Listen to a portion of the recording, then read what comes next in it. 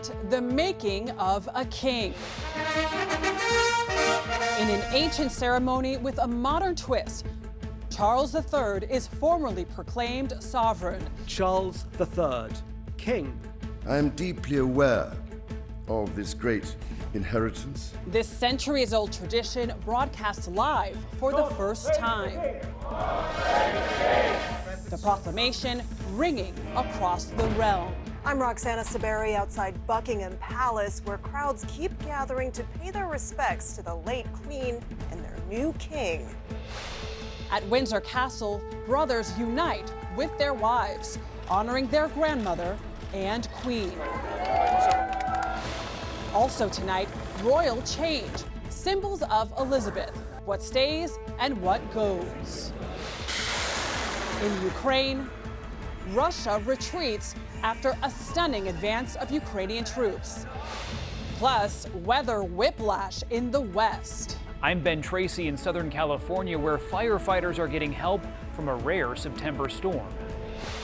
And later, majestic monarch and good sport, the other side of Her Majesty. I'm Elizabeth Palmer in Edinburgh on the charm that lent magic to Queen Elizabeth's reign. This is the CBS Weekend News from Chicago with Adriana Diaz. Good evening. Buckingham Palace made it official today. Queen Elizabeth's funeral will be held Monday, September 19th at Westminster Abbey in London. This is the scene today outside Balmoral Castle in Scotland, where the Queen died Thursday. Tomorrow, her coffin will be taken to Holyrood House in Edinburgh, the casket accompanied by their only daughter, Princess Anne. And 500 miles south, this remarkable reunion today. Princes William and Harry greeting crowds outside Windsor Castle. They were joined by their wives, Kate, now the Princess of Wales, and Meghan, the Duchess of Sussex. This historic day began with a nearly 1,000-year-old tradition, formally naming Charles as king. CBS's Roxana Saberi outside Buckingham Palace leads us off. Roxana, good evening. Good evening, Adriana. Charles automatically became the new monarch when the Queen died 2 days ago, but his role was officially announced across the country today. God save the King! In a solemn ceremony steeped in centuries of tradition, King Charles III was officially declared the United Kingdom's new monarch. Before a council of advisors, including 6 former prime ministers, the king pledged to carry on his late mother's legacy.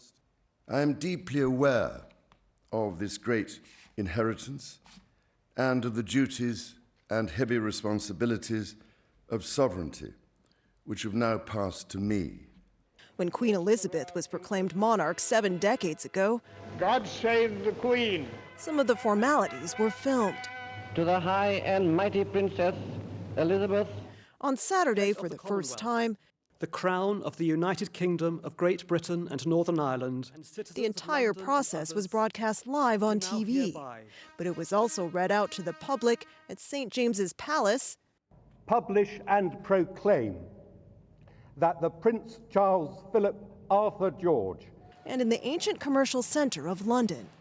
Become our only lawful and rightful liege lord, Charles III. The way people used to learn the identity of their new sovereign. From here outside the Royal Exchange, the proclamation of Charles as king will continue in other corners of the United Kingdom. It will be declared again in Northern Ireland, Wales, and Scotland on Sunday. And it's already echoing in the other 14 Commonwealth realms, including Canada, where Charles is king. By the grace of God, the United Kingdom, Canada, and his other realms and territories, king. The 73-year-old is Britain's longest-serving heir to the throne, and most Brits know only his mother as monarch. Are there certain issues that you hope that the king will focus on? I guess equality is one of the biggest things that's happening for everyone at the moment, just making sure everyone feels welcome in England. But Londoners like Harriet Roberts point out King Charles has had a lifetime to prepare. He knows his country really well. It's really sad we've lost our queen, but I think he's going to be a great king. King Charles is expected to travel to Edinburgh on Monday. He'll join a procession carrying the Queen's coffin to St. Giles Cathedral, where it'll lie in rest for 24 hours before being flown here to London on Tuesday. Adriana? Roxana Saberi in Buckingham Palace, thank you. We go now to Windsor Castle, just outside London. That's where Princes William and Harry and their wives were seen together for the first time in more than 2 years. CBS's Ramy Inocencio is there. A stunned silence gave way to cheers after Prince William and Prince Harry walked out the gates of Windsor side by side with their wives Kate Middleton, the new Princess of Wales, and Meghan Markle, Duchess of Sussex. Reunited after their royal rift in recent years. This is a surprise. Prince William and Harry here together, putting aside their differences. Today, they are two brothers, united again in grief. But it doesn't mean the canyon between the brothers is healed, says royal author Robert Lacey. These brothers are professionals. They know they have a job to do. And at the moment, the job they want to do is honor the Queen. Their fractures widened after Harry and Meghan's interview with Oprah, alleging this family discussion about their son. Concerns and conversations about how dark his skin might be when he's born. What? William responded that his family is not racist. No, we're very much not a racist family. More controversy could come in a memoir Harry is writing. Still, the new King Charles issued this olive branch. I want also to express my love for Harry and Meghan as they continue to build their lives overseas. And it's understood William, the new Prince of Wales, invited the Sussexes to join them in a show of unity. I'm so happy. I love Harry and Meghan as well. An honour to the Queen to let this happen, and for Dad. You know, what more could you want, being king and his two sons united? Bye, everyone. Thank you so much. And this was likely what Queen Elizabeth would have wanted too. Ramy Inocencio, CBS News, Windsor. We'll have more from Britain later in the broadcast. But to California now, where the state is going from one weather extreme to another, including a historic heat wave. Now, residents along the southern coast are cleaning up after being hit by remnants of Tropical Storm Kay. CBS's Ben Tracy is in Los Angeles. Ben, good evening. Adriana, good evening from a cloudy and much cooler Southern California. This is welcome relief for folks here after a scorching heat wave and then a rare storm that dropped some much needed rain. It's weather whiplash on the West Coast, from raging wildfires to flooded freeways. Tropical storm force winds kicked up rough surf and downed trees. This is all too much at once, especially for this time of year here. Hurricane Kay pummeled Mexico's Baja Peninsula, but turned out to be friend rather than foe. As it faded to a tropical storm, it dropped several inches of rare September rain on Southern California, giving firefighters battling a deadly blaze east of Los Angeles the upper hand. But massive fires in Northern California and Oregon are still burning. The explosive mosquito fire north of Sacramento is now the largest in the state, sending a plume of smoke and ash 40,000 feet in the air and forcing more evacuations. I'm terrified because everything I have is my home. You know, I'm retired, disabled. Everything I ever worked for is up there, everything. California's historic and seemingly endless heat wave is finally coming to an end after smashing records and straining the state's electrical grid.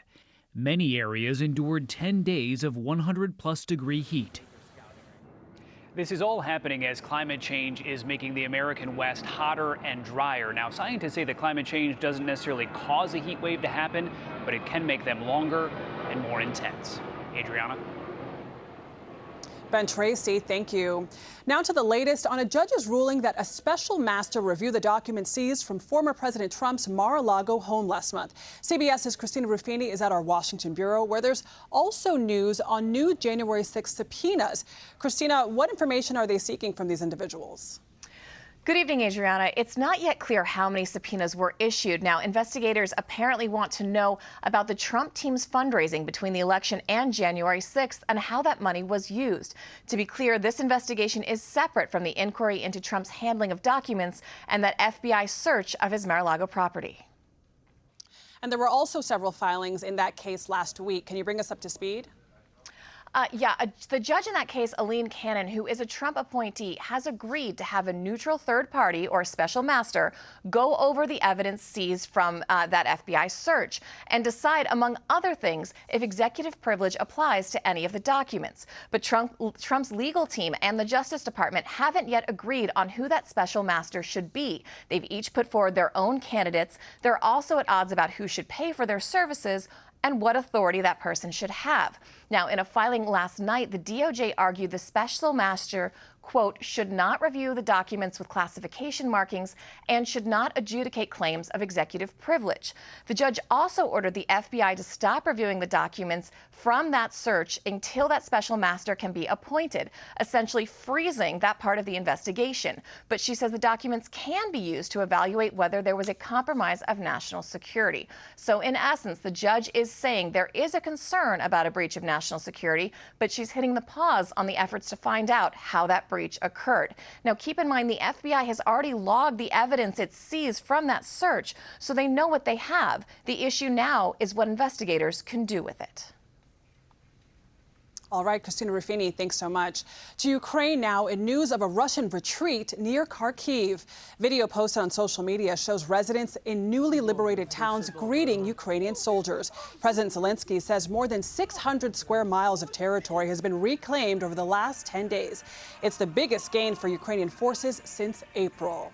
Straight ahead on the CBS Weekend News, September 11th families bring attention to a possible plea deal with Gitmo detainees.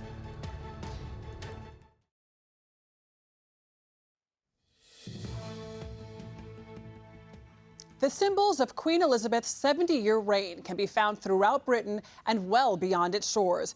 But her death is prompting royal change on several fronts. We get more now from CBS's Elise Preston. Queen Elizabeth's legacy is quite literally sewn into the Commonwealth's identity.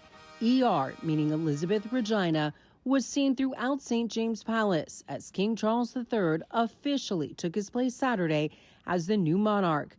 The change will have a ripple effect from the crown to the currency to mailing a letter. What does this change signify? We've seen language, we've seen traditions, we've seen rituals that haven't been enacted in 7 decades. And that is actually an incredible impact on the nation's psyche.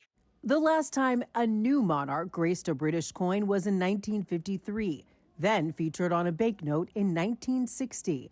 Today, her face is on more than 4.7 billion British banknotes and 29 billion coins. Millions have carried 8 decades of her life in portraits in their wallets. Historians predict new coins and notes will begin circulating by 2023 in some Commonwealth nations. This is the coin of the realm. So it's important to make sure that you have a symbolic recognition of the fact that you have a new head of state. Until then, those in the Commonwealth will have Britain's new national anthem.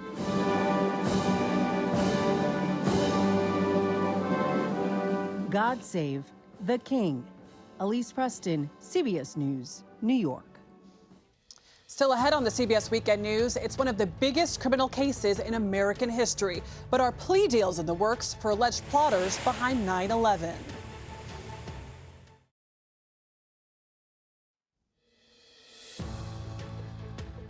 Sunday marks 21 years since the 9/11 attacks that killed nearly 3,000 people on U.S. soil.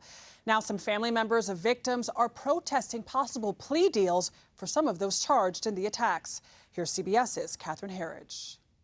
He was living his dream. Pilot Charles Burlingame was more than a war hero to his family, who affectionately called him Chick. He was really our touchstone, and he still is. Days before the anniversary, his sister Deborah Burlingame, an advocate for the 9/11 families, showed us his name among those etched in bronze surrounding the 2 memorial pools in New York City.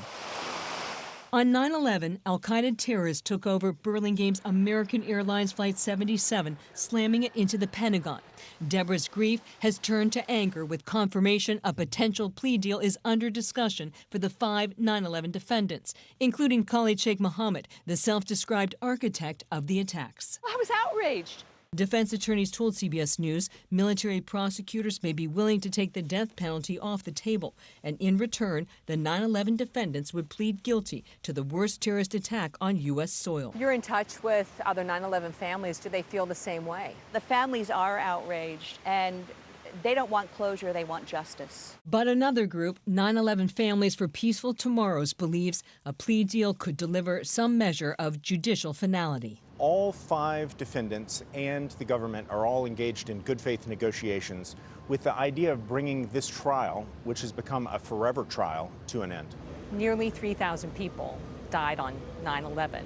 Is it right to take the death penalty off the table? The United States government failed all of us after September 11th in their decisions to use illegal techniques and illegal programs. A spokesman for the military trials did not address our questions about the 9/11 case, but confirmed the parties are currently engaged in preliminary plea negotiations, citing court documents. I will not have closure as long as there is any possibility for some future president to commute their sentences or trade them away. Charles Chick Burlingame was laid to rest at Arlington National Cemetery. I do believe that forgiveness is more powerful than love, but it's earned.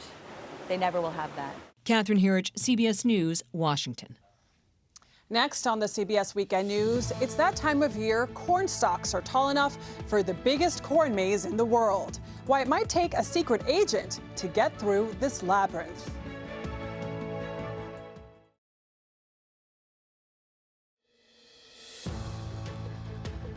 Today, about 1,200 members of the United Auto Workers Union went on strike at the Stellantis casting plant in Kokomo, Indiana.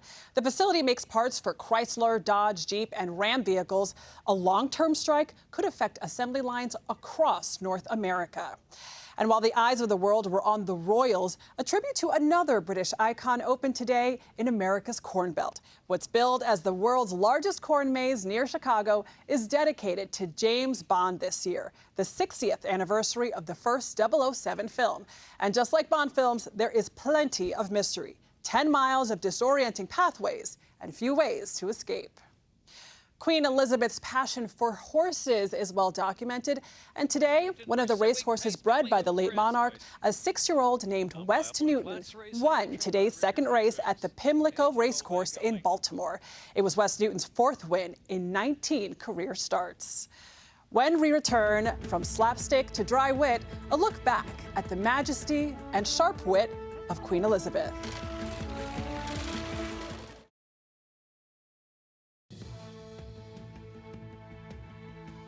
Finally tonight, Queen Elizabeth is being remembered for her stoic and steadfast leadership style in an ever-changing world. And while she's known for displaying her sense of duty, Her Majesty's sense of humor wasn't far behind. Here's CBS's Elizabeth Palmer. She was at once the UK's majestic sovereign. My lords, pray be seated. And its accessible monarch. On the job, meeting and greeting her people with the perfect blend of reserve and warmth. And it was that indomitability, that humor, that work ethic, and that sense of history, which together made her Elizabeth the Great. Take her insistence on cutting the cake at a G7 summit with a sword. There is a knife into my foot. I know there is. She downright enjoyed the absurdity. Queen Elizabeth never gave an interview, but she showed what she was made of. Part stoic dignity, on display in 2012 as cold rain drenched her Diamond Jubilee celebrations. But equally playful, as she was in this video, made for her Platinum Jubilee with the beloved Paddington Bear. Perhaps you would like a marmalade sandwich. I always keep one for emergencies. So do I. I keep mine in here. She also knew how to leaven formality with a joke, as when Justin Trudeau announced that he was the 12th Canadian Prime Minister of her reign. Thank you, Mr. Prime Minister of Canada, for making me feel so old. Good evening, Mr. Bond. And no one in the UK will forget her star turn in the London 2012 Olympic Games video, when she teamed up with James Bond and apparently jumped out of a helicopter into the Olympic Stadium. At a concert in Toronto the night she died, Sir Elton John said it all. She led the country through some of our greatest and darkest moments with grace, decency, and a genuine caring warmth. But I'm glad she's at peace, and I'm glad she's at rest, and she deserves it. She's worked bloody hard. A multifaceted monarch, Queen Elizabeth achieved the near impossible for such a public figure. In all those decades on the throne, she rarely ever put a foot wrong. Elizabeth Palmer, CBS News, Edinburgh. That is the news for this Saturday. There'll be more on the life and legacy of Queen Elizabeth first thing tomorrow on CBS Sunday Morning. Also Sunday, Norah O'Donnell in London anchors a special edition of the CBS Evening News. For now, I'm Adriana Diaz in Chicago. Good night.